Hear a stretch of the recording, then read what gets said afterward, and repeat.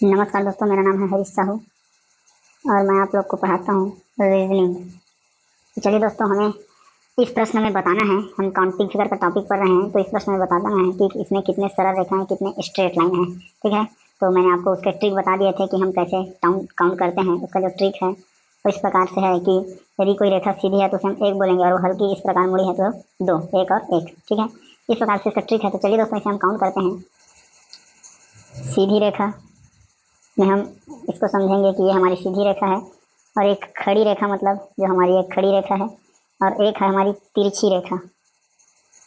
तिरछी रेखा जो इस प्रकार से या इस प्रकार से हो सकती है। ठीक है, इसको हम लोग बोलेंगे अंग्रेजी में कि ये हॉरिजॉन्टल है।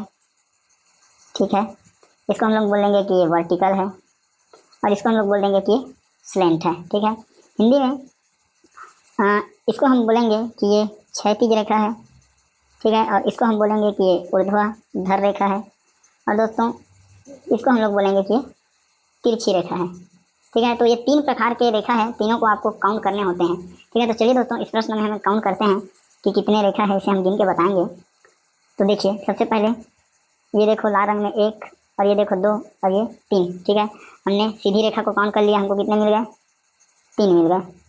ठीक है, अब हम खड़ी रेखा को देखते हैं, एक हरे रंग और ये दो हरे रंग। ठीक है, तो ये हमको दो यहाँ मिल गए।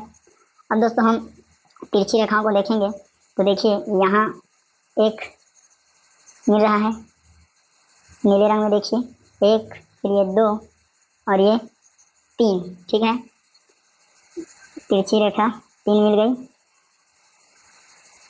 अब और एक तरीके से इसे इस प्रकार आप देखिए, और यहाँ पर हमें मिल गई दो तिरछी और रेखाएं। ठीक है, तो ये हो गया हमारा दो और, तो सब कुछ जोड़ेंगे तो उत्तर आ जाएगा 5 और 5 10। ठीक है दोस्तों, तो जो 10 है वो हमारा राइट आंसर है। ठीक है, तो ऑप्शन में दोस्तों 10 नहीं दिया है, तो ऑप्शन हमारा गलत है। तो इसे आप यहाँ पर एक और ऑप्शन ले लेंगे एफ बनाकर, और यहाँ पर है 10, और यही क्या है हमारा राइट आंसर है। ठीक है दोस्तों,